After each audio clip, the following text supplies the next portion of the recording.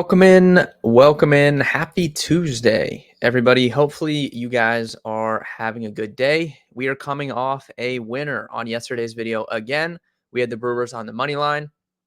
I put that video out pretty early in the day. Brewers money line ended up being a very popular pick on Twitter or X, whatever you want to call it. But I saw a lot of people on it. And then I saw a lot of people kind of just tilting because everybody was on it and they thought it was going to lose. But objectively, Brewers money line was a great pick yesterday. If you aside from me giving it out on the video, if you made that pick yourself, that was a great pick. That was a great read. And it was clearly the right side of that game. So typically I don't, you know, worry about if quote unquote everyone's on a bet. But I thought that was a really good bet yesterday. And, it just so happened that other people did as well. And it came through with a win. So we're never going to complain about winning here on the videos. We have a huge slate for Tuesday, but kind of a weird slate. Like nothing really was jumping out to me at first. So I'm going to give out two picks on today's video. Hopefully we can keep the good times rolling here. We've had a great couple weeks here on the video, so hopefully we can keep that moving. We shall see. In terms of a recap of yesterday, like I said, 1-0 on the video. I was a Luis Arise hit away from a really good day last night. He somehow went 0 for 5, which is crazy. And I was kind of tilting because I was deciding between him and Tatis for my hit parlay, and I went with him. And of course, Tatis hit a home run. Luis Arise went 0 for 5 somehow. So that was unfortunate. Mariners had a crazy comeback last night, down. I think they were down 4-0 going to the 8th, tied it up, and then walk-off grand slam to win the game from Cal Raleigh, which was pretty crazy. Oilers, once again, loss. They played much worse last night than they did in game one. Like I said on yesterday's video, I thought they outplayed Florida in game one of that series, and they just didn't happen to win because Bobrovsky just stood on his head. That was not the case last night. I think they clearly got outplayed, and now they're down 0-2. So they're going to have to rally quick, similar to the Mavericks. Both championships are 2-0 in favor of the favorites in the series. So the underdogs are going to have to rally quick if they want to get back in the series, because it's not looking too good right now. I do think, I still feel like the Oilers can be more competitive, I guess I should say, than the Mavericks in the series, but we shall see. Let's go ahead and dive in. Like I said, if you want access to my premium betting card for every single day, ton of sports I bet, up over 180 units since the start of 2023. If you want access to that, as well as these tools that I use on the stream and videos every single day, betkarma.com/pricing for access there. We've got MLB going. We have WNBA tools on the website here as well. And I'm going to be covering full-time the Euro soccer tournament, which starts up this weekend. I already posted my US Open card. That's on my Twitter and in the Discord, so you can check that out. And I'll be tweeting more plays as well. So that's my card for the US Open, pre-start of it. I will be betting 3 balls and head-to-heads and stuff while the tournament's going on. So just stay tuned to the Discord and my Twitter for that. Definitely will have some more plays there. That starts up Thursday very early, I think 6 a.m. All right, like I said, 2-pick video for today. And the first play I want to talk about is one that kind of go against the trends here. I like the Milwaukee Brewers again. So, like I said, I really just nothing stood out to me today upon first review of the slate. But I kind of like going back to the Brewers. DraftKings has them at -102. On FanDuel, you can get them at +100. So that's what I took, and that's what I'm going to be tracking at. Milwaukee Brewers money line +100. It is Yusei Kikuchi going up against Carlos Rodriguez. So Carlos Rodriguez is a rookie. This will be his first ever major league start. And Kikuchi, we're kind of familiar with. So we're going to start with him and why I like the Brewers lineup. So first and foremost, as we talked about on yesterday's video, I just think the Brewers are a better team as a whole than the Blue Jays at this time. So getting them as underdogs feels good. Like, I'm completely fine taking them as underdogs against the Toronto Blue Jays. I think their lineup's better. Their pitching's better. Their bullpen is significantly better. Kikuchi, it's kind of been the same story for him throughout his career. He's a very solid major league pitcher, right? Last year, he had a 3.87 ERA, backed by 4.30, so a little bit lucky, but overall, like really solid numbers. 26% strikeout rate, doesn't walk a ton of guys, like really good numbers across the board. This year, same scenario, 3.50 ERA, 24% strikeouts, 5% walks, doesn't walk a ton of guys. Like he's just a solid pitcher up and down.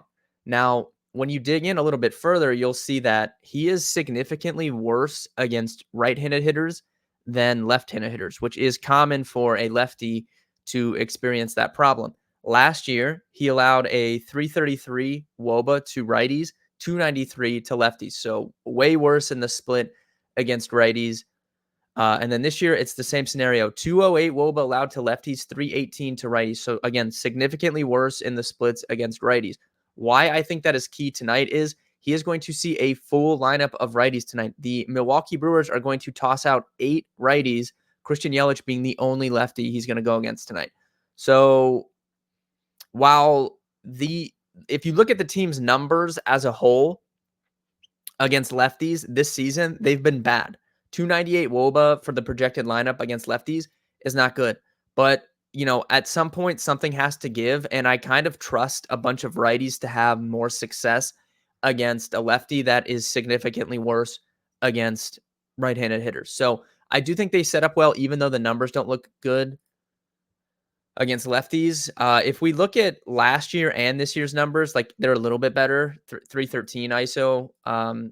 So yeah, I don't know. Something's got to give here. Either Kikuchi's going to have a great game against all righties, or the Brewers are going to hit against the lefty. Something's got to give. I'm more apt to believe on the Brewers side of this. Another reason why I think they could have some success is Kikuchi's had some pretty stark home road splits. So I looked at him for just this season, which again is a small sample size. He's allowing a 238 batting average at home in Toronto. On the road, that jumps up to 294. So hitters are hitting almost 300 against him on the road, which is that's a pretty big gap, right? When you're talking about 240 to 294.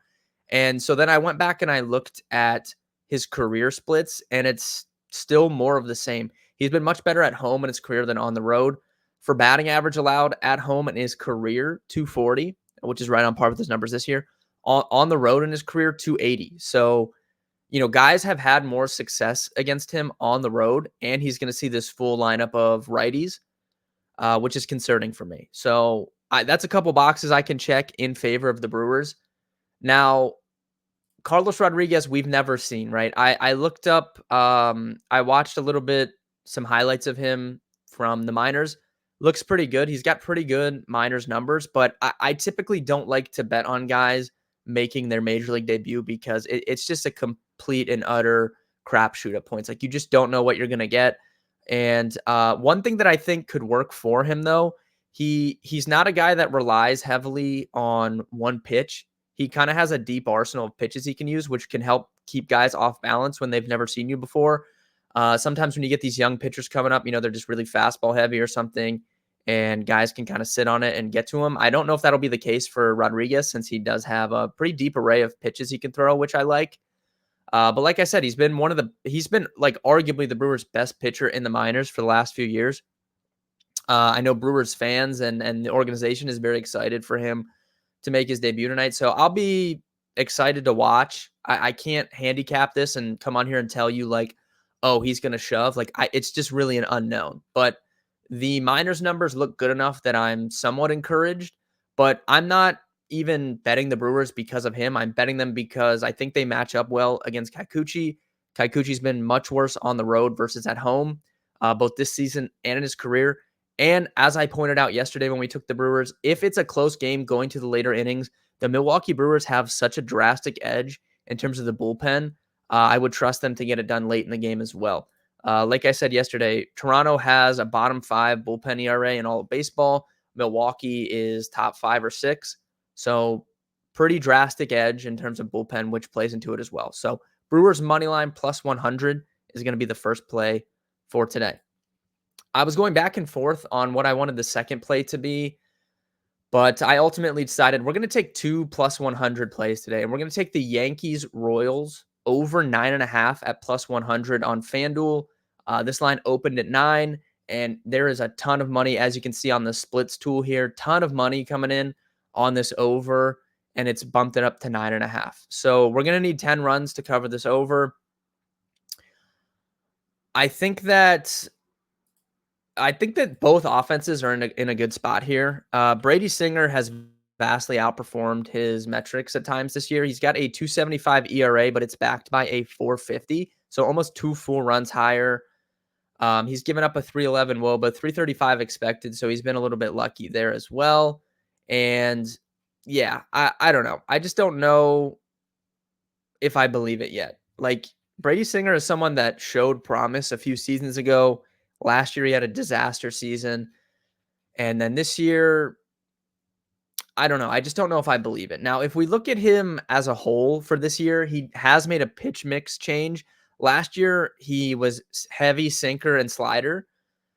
This year, he's throwing more sliders than sinkers. Last year, it was sinker, then slider. This year, he's flipped that. His slider is very good. It gets 37% whiff rate, 196 batting average allowed. So, yeah, I mean, the slider's very good, and he's throwing it a ton, which is why he's been able to have any success at all. The Yankees as a whole are not good against sliders. Juan Soto, Aaron Judge, Alex Verdugo, and Stanton has power, but that's kind of the same across the board for Stanton. No matter what pitch it is, he can hit out of the yard, he can strike out, 40% of the time. We have no idea. But overall, the Yankees as a whole, not good against sliders. But, Brady Singer, I just don't know. I don't know if he can keep it up. And I'm willing to bet on the Yankees offense more often than not. Same can be said for Stroman. He's been a little bit lucky at times this year as well. This Royals offense, the numbers don't look great against right-handed pitching, but as a whole, they've kind of come on recently. They've been really, really hot as of late. Them and the Guardians have really been battling for this AL Central division, and the Royals, I mean, have been pretty incredible based off the preseason expectations that were placed on them. Stroman really struggles against lefties. If we look at his numbers this year, 385 WOBA allowed to lefties, 267 to righties. So pretty significant difference there between the splits. He's probably only going to see 4 lefties tonight. So that is not like a ton of concern for him. But at the same time, both these pitchers have been a little bit lucky this year, and it's fantastic hitting weather in KC. Pretty much the best hitting weather on the board tonight is in this game. So I'm kind of betting on that, kind of betting on the weather in Kansas City, and kind of betting on both these offenses getting to pitchers that have been a little bit lucky this season. And I'm looking now. So I took this at 9.5 plus 100. It's already come down. It's minus 102 now on FanDuel. So a couple cents movement there already. I like the over 9.5 Yankees Royals.